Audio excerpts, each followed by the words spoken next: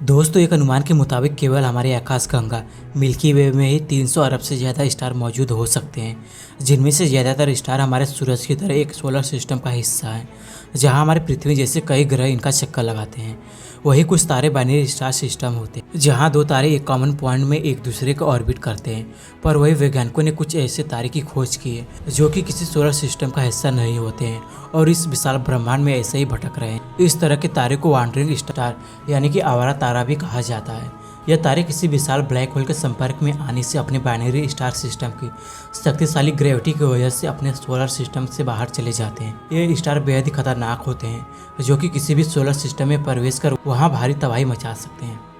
कई सालों तक किए गए अध्ययन में वैज्ञानिकों ने एक ऐसे भटकते हुए तारे का पता लगाया जो कि आज से केवल 70,000 साल पहले हमारे सौर मंडल के आउटर रीजन यानी कि ओट क्लाउड से होकर गुजरा था, जिस दौरान इसकी हमारे सूरज से दूरी महज 1 लाइट ईयर से भी कम थी। साथ ही वैज्ञानिकों ने यह भी अनुमान जताया है कि आने वाले कुछ लाख सालों में ऐसा एक और तारा हमारे सौर मंडल से 1 लाइट ईयर से भी कम दूरी से होकर गुजरेगा, जो कि हमारे सौर मंडल में भारी तबाही मचा सकता है। कैसे होता है इनका निर्माण? वांडरिंग स्टार हमारे ब्रह्मांड में भटक रहे ऐसे तारे होते हैं जो कि किसी भी दूसरे ऑब्जेक्ट के ग्रेविटेशनल इम्पैक्ट से बाहर हो जाते हैं। आमतौर पर ऐसे तारे किसी ब्लैक होल के शक्तिशाली ग्रेविटेशनल फोर्स के आने की वजह से या फिर किसी दूसरे तारे के साथ ग्रेविटेशनल खिंचाव की वजह से तेज गति एक्सेलरेट होकर इंटरस्टेलर स्पेस में भटकना शुरू कर देते हैं। कई सालों तक किए गए अध्ययनों में वैज्ञानिकों को पता चला कि हमारे सौर मंडल के करीब 150 लाख सालों के इतिहास के दौरान करीब 700 तारे हमारे सौर मंडल में कम से कम 15 लाइट ईयर दूर से होकर गुजरे हैं, जिनमें से करीब 20 तारे हमारे सौर मंडल के केवल कुछ लाइट ईयर के दूर से होकर गुजरे थे,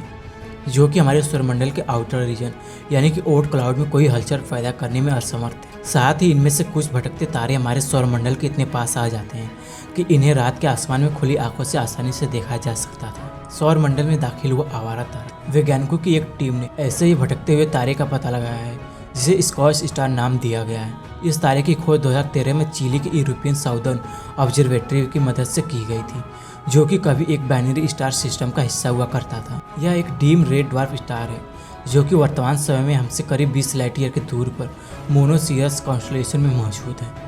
इस तारे में कोई proper side to side movement नहीं होने की वजह से वैज्ञानिक कई सालों तक इसकी खोज कर पाने में नाकाम रहे थे।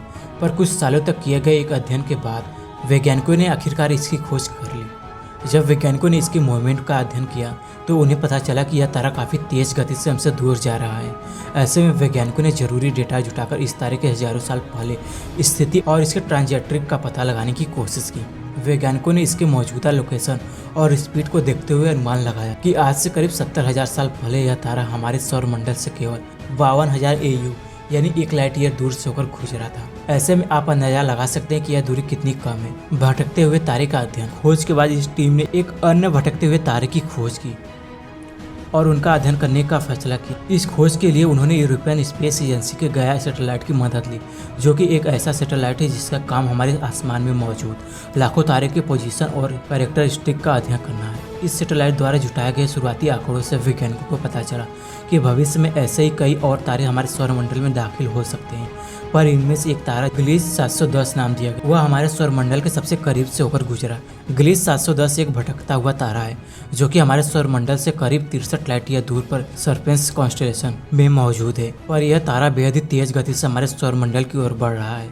ऐसे में वैज्ञानिकों ने अनुमान लगाया कि आज से करीब 150 लाख साल बाद यह तारा हमारे सौरमंडल के करीब से होकर गुजरेगा। यह हमारे सूर्य की तरह एक मेन सीक्वेंस स्टार है, जिसका मास हमारे सूर्य का करीब आधा है। ऐसे में अपने क्लोज अपर्चर्स के दौरान यह तारा हमारे आसमान में दूसरे तारों से काफी चमकदार नजर आएगा, जिसे आसानी से इंसानी आंखों से देखा जा सकता है। इसके मास और आकार को देखते हुए वैज्ञानिकों ने अनुमान जताया कि सौरमंडल के सबसे नजदीक से गुजरने के दौरान यह तारा रूट क्लाउड में काफी उथल पुथल मचा सकता है, जो कि यहाँ मौजूद कई आइस कॉमेट्स के ऑर्बिट को डिस्टर्ब कर उन्हें इनर सोलर सिस्टम यानी हमारे पृथ्वी की ओर भेज सकता है। पर इनके डिस्टेंस को देखते हुए इन्हें यह दूरी तय करने में लाखों सालों का समय लग सकता है।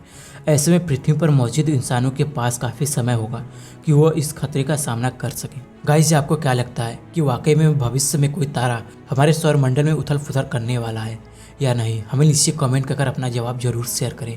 सो गाइस, मिलते हैं नेक्स्ट वीडियो में नेक्स्ट अपडेट के साथ। तब तक के लिए bye guys and take care.